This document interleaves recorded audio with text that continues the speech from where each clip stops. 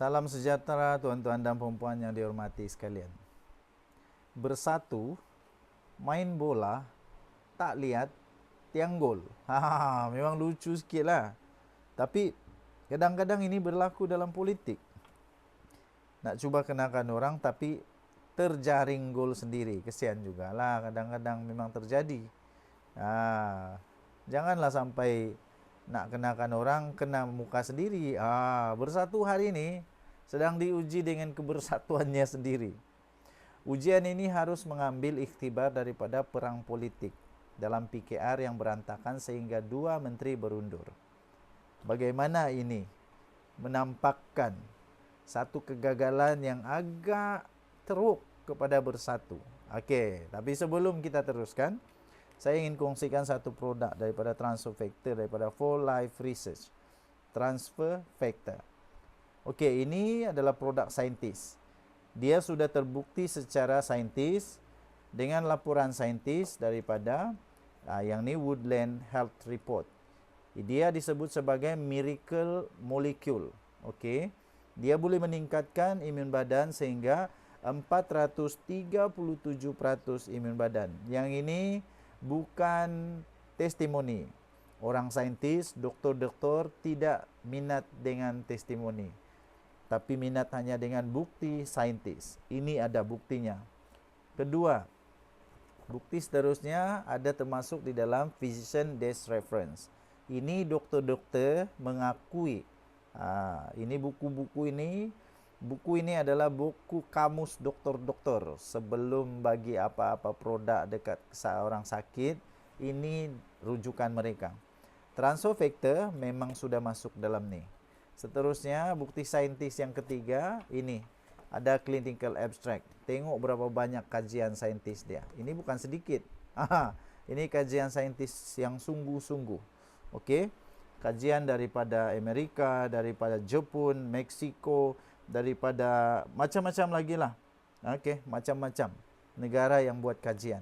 Didapati transfer factor boleh meningkatkan imun badan sampai 437% kekuatan imun badan. Bagi anda yang memang ada masalah imun badan, penyakit kerana imun badan yang lemah, anda boleh cari saya, hubungi saya.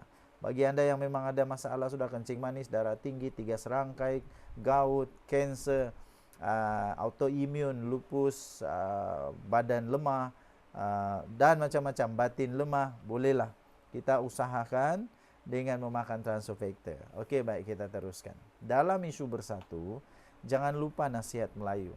Tarik rambut dalam tepung, rambut tak putus, tepung tak berselerak. Cakap memang mudah, tapi realitinya mungkin tak semudah itu. Namun di sebalik segala kesukaran pasti ada jalan. Dan bersatu boleh melakukannya. Apa masalah utama di sini? Kisahnya bermula selepas PRU 15, di mana Perikatan Nasional dilihat lesu, lemah dan tumpul. Kelemahan ini bukan saja ekoran kesilapan strategi dalaman pembentukan kerajaan, tetapi kerana pelbagai tekanan dan pendakwaan kes di mahkamah.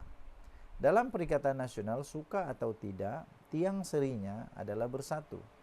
Walaupun kerusi yang dimenangi lebih kecil berbanding PAS. Kenapa bersatu tiang serinya? Kerana faktor bersejarah dan legasi politik. Apa punca kelemahan bersatu? Seperti juga naratif dalam pasca PRU 15, kepimpinan utama bersatu kini mengalami demam dan ia menular dalam keseluruhan organisasi. Demam ini juga berpunca daripada kelelahan menghadapi tekanan politik yang silih berganti. Ini suasana normal dalam dunia politik sebenarnya. Tapi kalau kita samakan ini dengan sukan bola sepak, apabila kapten pasukan tercedera atau pancit, maka seharusnya masalah ini diurus dengan mudah, iaitu dengan membawa masuk pemain gantian. Bukannya kapten berpura-pura cergas.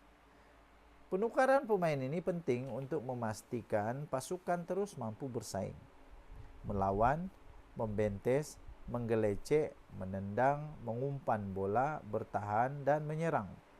Tanpa ada semua aksi ini, mana mungkin gol dapat dijaringkan?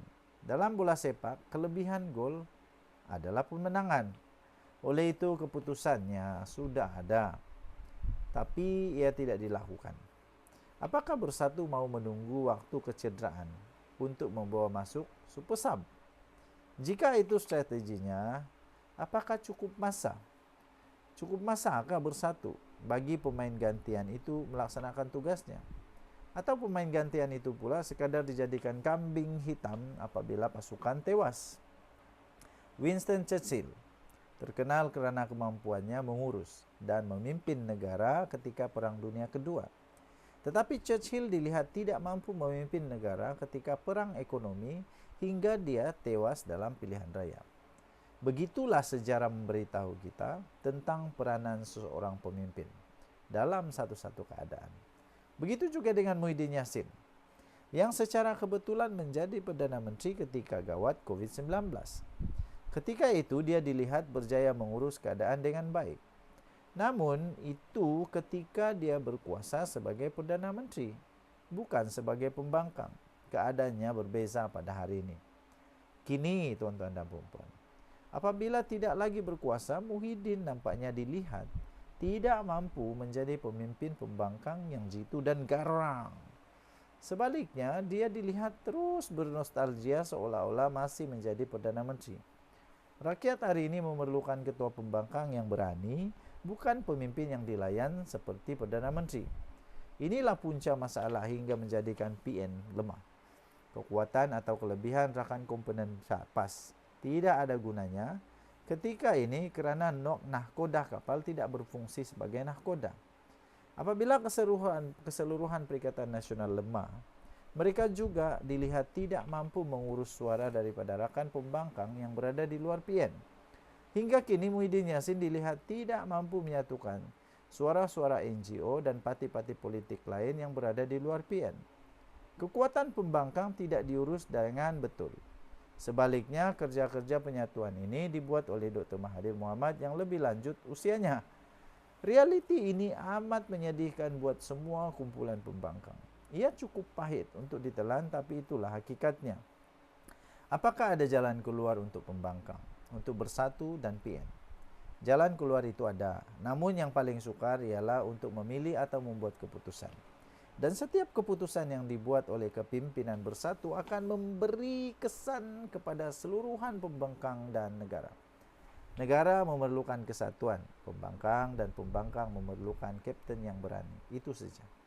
Sebagai komponen teras dalam Perikatan Nasional, Bersatu sepatutnya perlu untuk bangkit agar kebangkitan Bersatu boleh memulihkan kekuatan PN dan pembangkang.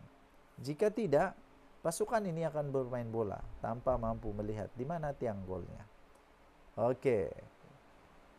Tinggalkan komen Anda. Bye-bye.